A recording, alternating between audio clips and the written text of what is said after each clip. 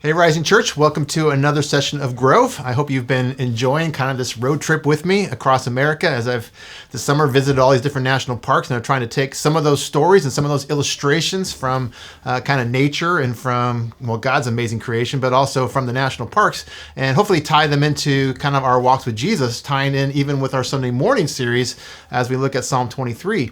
So today we're going to do kind of a two-part, I think, storyline. And the first one has to do with contentment. If you were at Rising on Sunday morning, we kind of talked about how my cup overflows. Ravaya. This idea that Yahweh is the one who's the source of my abundance, my provision. He's just pouring resources, pouring himself into us and filling us so much with who he is, if we're open to it, that he just kind of overflows out of us.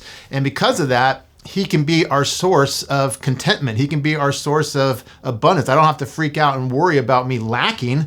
The Lord is my shepherd. I lack nothing because he will provide what I need. Not always what I want, but what I need, right? And so it kind of reminds me a little bit of the summer. You know, obviously, if you're on a road trip across the United States and you're camping and you're just kind of visiting hotels to do laundry and to get cleaned up and take a shower and all this, you kind of have to learn to be content.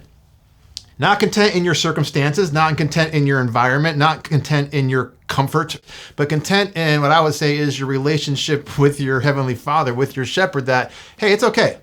If I have a super nice meal, that's awesome, thank you. But I also can not have a super nice meal and I'm okay. I can have a little piece of bread with a slice of bologna, like we talked about on our Peru mission trip one time. Or I can have this filet mignon, you know what I mean? And I'm still content because it's not based on what I'm eating for dinner. It's not based on, where I'm going to the bathroom or the shower that I'm in or, what I'm sleeping on, the conditions or whatever else. It's based on this relationship. And so it kind of reminds me of something, we mentioned this verse on Sunday morning, but I don't know if you remember from the 80s, Michael J. Fox. Everybody knows Michael J. Fox, right? Back to the Future. Well, he did another movie that maybe you don't remember as well called The Secret of My Success. And it's kind of this idea, what's going to make a success in life? And a lot of us, like in the movie, he thinks it's going to be riches and wealth and, he's going to go to New York City and be successful and all the stuff like that, right? When really success is not found in that. And contentment is not found in those things. And that's why Paul writes at the end of Philippians, he says, I have learned the secret. I have learned the secret of being content. Like, here's the secret of my success, the secret to my contentment, the secret to my satisfaction in life. I have learned to be content in any and every situation, whether well-fed or hungry, whether living in plenty or in want. He's kind of making this argument like, I found the secret, people. I know what it takes to be content and to have satisfaction in life. And it's not in the comfort. It's not in the money. It's not in the wealth. It's in proximity to my shepherd. That's where it's found.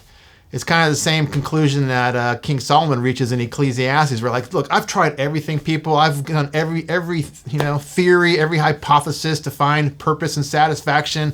And at the end of it, it always ends up being meaningless. So, hey, enjoy life with your wife. Enjoy the food that you have. Get it right with God. He's like, that's the secret. That's the secret sauce. And so I think for us, that's something we need to consider, and we each need to wrestle with personally, is what is the source of our contentment?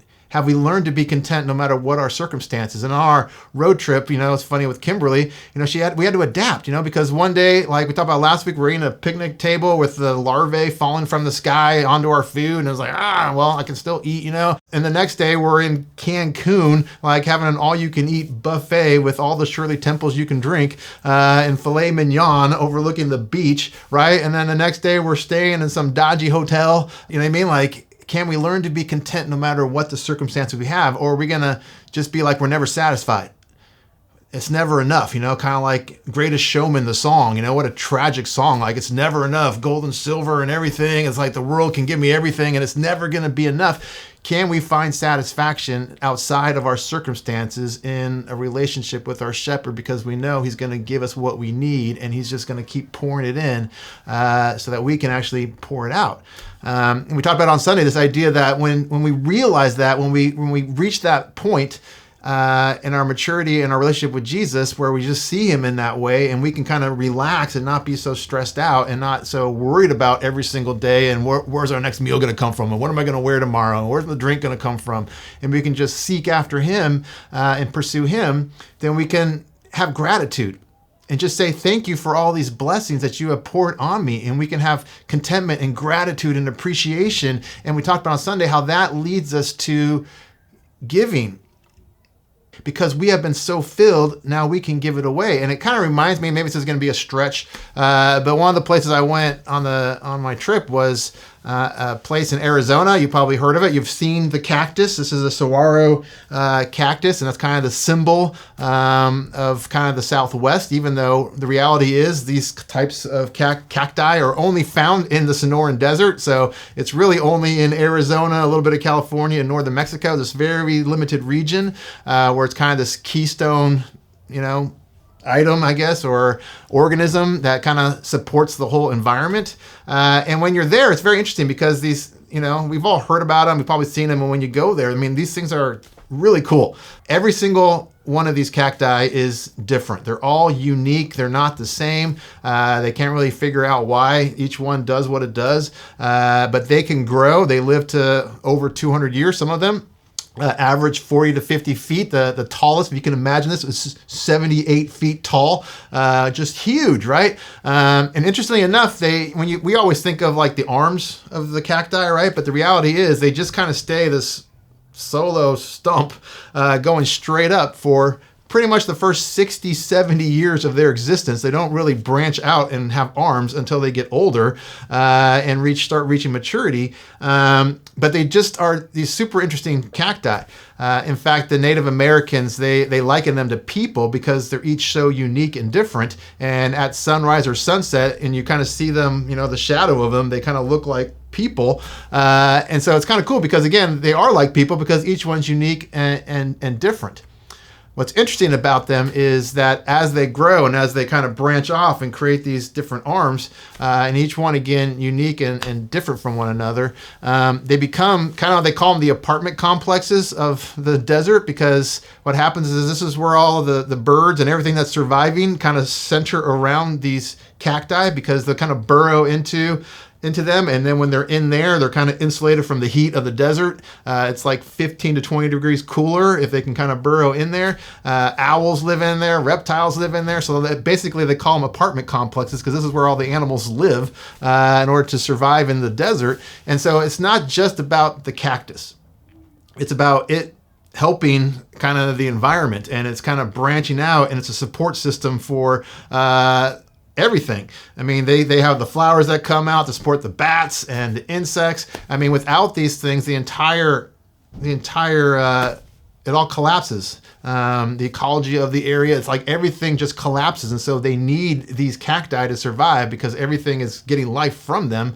And so I kind of picture it being a little bit like this idea of what are we doing with what God has poured into us, what God has abundantly blessed us with? Are we kind of holding it to ourselves and we're just kind of like, trying to just get as tall and as mighty as we can because that's the secret to my success? Or are we kind of branching out? And I kind of see how we give and how we make sacrifices for other people or for ministries, whether that's tithing or with our resources or our time or our energy. It's like we're kind of branching out. It's like I've reached a maturity and it's not just about me. It's now I'm growing this thing, and then I'm helping this thing, and I'm involved with this thing. And then we kind of become this beautiful creation where we're just branching out and we're into all these different things that we're a part of. And to me, this is the image of what we want to look like, or what I want to look like.